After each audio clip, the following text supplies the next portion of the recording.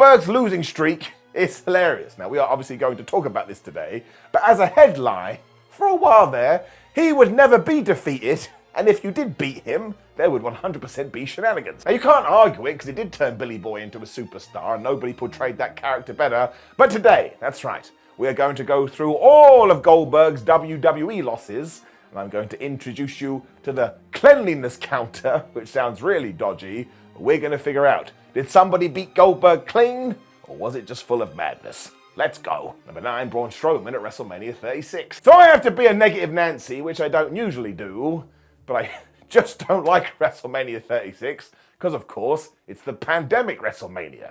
I mean, have you gone back and watched this now? It's like being at a funeral. When we got to this match too, it wasn't really anybody's fault, because it was meant to be Goldberg versus Roman Reigns for the Universal Championship, when Roman very rightfully said, actually, I'm going to go home, because, you know, my health is important, where we put Braun Strowman into the mix, and we made him the champion. Now look, I'm not saying that Braun didn't deserve his shot, but doing it this way, well, look at my body. It just fell flat. It's also pretty damn climactic, because after Goldberg hits Strowman with all the spears and all the jackhammers, whatever else he did, he runs into the ring post, he gets hit with the power slam, and it was just 1, 2, 3. I remember watching this and then looking around the room, I thought I'd missed a bit. It also means when we bring in the cleanliness meter, it is at 100%, because again, this is clean as a whistle.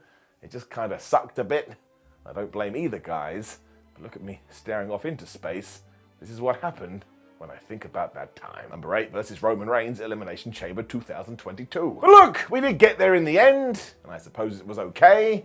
It wasn't a massive mistake. I don't know. And I suppose the big talking point after the fact was that we did allow Roman to beat Goldberg up for a bit, and selling really isn't his strong point. The whole point, though, is that in early 2022, Roman Reigns was clearly our guy, as we were turning him into the tribal chief, and because we've been trying to do the Bill match for ages, we finally got it done, and we assured that Roman Reigns whooped his ass and got the win. Fair play to the head of the table as well, because he sells one of these spears like absolute death before he locks in the choke, and Goldberg had nowhere to go. So, you know, we were protecting him a little bit, because as I tell you time and time again, if somebody is about to kill you, well, wrestling ain't worth it. Of course, eventually Bill did pass out, so he can be like, well, what did you want me to do? I like being alive. And we bring back the cleanliness meter, and it stays at 100%. It was always going to be this way when it comes to Reigns, because look, as legendary as Goldberg is, you think WWE loved him more than the head of the table?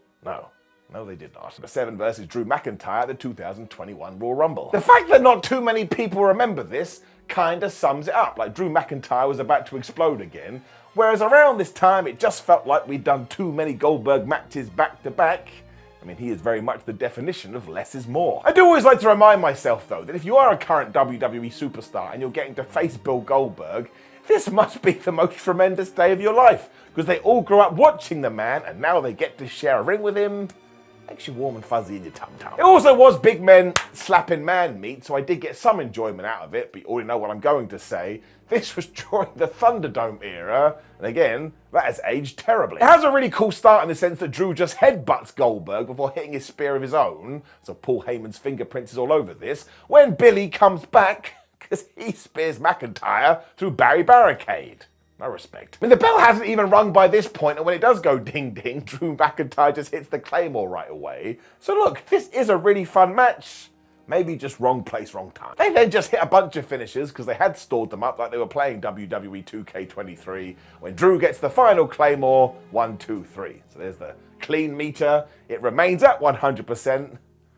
Probably one of the reasons Goldberg ain't with WWE anymore. Number 6 versus The Undertaker at Super Showdown 2019. So I'm going to be honest, and this is not revisionist history from me, this match wasn't good at the time. It's even worse if you watch it now, and both individuals have come out and gone, yeah, this did not go to plan at all, and I don't like it. I do also want to point out, though, that at no point did I ever consider The Undertaker versus Goldberg a dream match. Like, even the late 90s, when ratings were through the roof, I never wanted to see the dead man versus Bill. I don't know where this came from. It was totally surreal. You really don't need to go back and watch this either, because it is so painful, especially when they're just landing on their necks. I mean, you can look right into their eyes, and they would rather be anywhere than a wrestling ring in the moment, because for some reason it just doesn't click. It did get even worse, because later on we learned that Goldberg was still slamming his head into lockers to get into character. And while I can understand this, I think if you are over 50 and you do understand concussions, well, maybe you shouldn't do it, especially because Bill did knock himself loopy, which is a large reason why this fell apart. It also ends with nothing more than an Undertaker chokeslam, which I still believe was an audible, as they were like, man, we've just got to go home. But it means when we do bring back the Cleanest meter, it remains at 100%. By this point, everyone was just beating Goldberg. That was not the case 20 years ago. Number 5 versus Brock Lesnar at WrestleMania 33. Thankfully, this was miles better, and it may very well be the best 5-minute match in wrestling history. It's brilliant. Likely the highlight of Goldberg's second WWE run, when we finally started to treat him like the WCW version. These two just get in the ring. They run at each other like bulls before it's just finisher, finisher, finisher, finisher. You also know the deal with Brock Lesnar too, that if you do put him in the ring with someone he likes, he will sell his ass off. It's just absolutely tremendous, and you should watch it today. It also brings balance back to the Force, because Brock was using this to get his win back after the surprising loss at the previous year's Survivor Series. And of course, once again, we get a spear through Barry Barricade, because for some reason, WWE just loves doing that. Even the finish rules, because Brock leaps over Goldberg, who is going for his 76th spear, before he hits his 81st F5, and we get the 1, 2, 3, and it meant Lesnar was the champion again. But all that stuff is by the wayside. This is a roller coaster of joy. Also, the Cleanest meter, it does have to remain at 100%, but that was the point. You beat me at Survivor Series, I'll beat you at WrestleMania, and everyone will go home as rich men. Number 4 versus Triple H, Batista, and Randy Orton on the November 17th, 2003 Raw. This is another one I just do not remember. However, it was Bill Goldberg in WWE Round 1, and I try not to think about that stuff. I mean, they made him wear a wig. But this was mostly done because Goldberg had just won the title from Triple H at Survivor Series, and given that he was the leader of Evolution, he was like, haha, now I'm going to get some revenge. He booked himself on a 3-on-1 match. Bill was still allowed to run through Randy and Big Dave because they weren't the stars they would become. But as soon as the game is in there, he just whips his ass. Because once again, he'd lost 24 hours prior. Of course, eventually the game does get the 1, 2, 3, but this ain't no clean loss because Goldberg is dealing with 3 people. And the absolute highlight is that when Bill does spear Triple H, you can see him turn and say, listen, bro, that was a little bit stiff. So when we do bring in the Cleanest meter, we will go with Scott Steiner math and just say 33%, because there were 4 people in this. Although no, that would be 25%. But we've said it now, 33%. That's just science. Number 3 versus Bobby Lashley at SummerSlam 2021. Was this good? I don't know. Like, it wasn't awful, but it wasn't as brilliant as I was hoping it was going to be. And also, it has a really stupid finish. I just don't think too many people were clambering for it, although at one point, Bobby does land right on his head. I'm like, man, why do we keep doing this?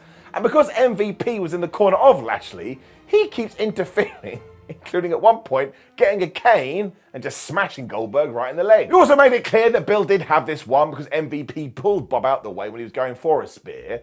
But because he had suffered that knee wound, all of a sudden, he was just falling on the floor. I'm not laughing because somebody was in predetermined pain, but in terms of how they tried to put this together, it did not work. It then got really bad because the referee goes, oh, I'm sorry, Bill, you can't work. I'm just going to stop the thing. And 1, you should never do that in a wrestling match. But 2, this was Bill Goldberg. He should never be shown to look that weak. It also gets so confusing because it means Goldberg lost, but he didn't lose. Maybe in the fictional record books there is an L. So now I am going to go with 25% because there were so many excuses here.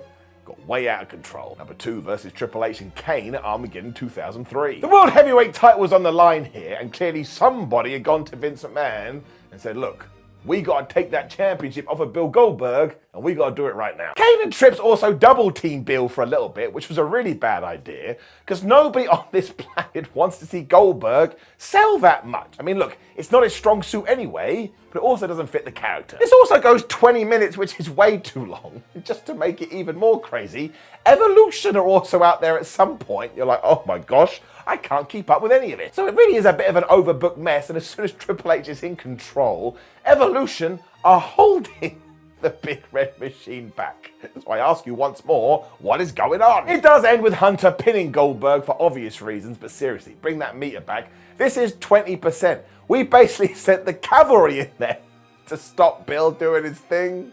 This one really is silly Billy. Number 1 versus everyone at SummerSlam 2003. So this was in the Elimination Chamber, and it starts so damn well, because as soon as we get that and Goldberg is in the ring, he just flattens everybody, including spearing Chris Jericho into one of the pods. So all of a sudden our ears pricked up. We were like, oh my gosh, I think they're doing WCW Goldberg.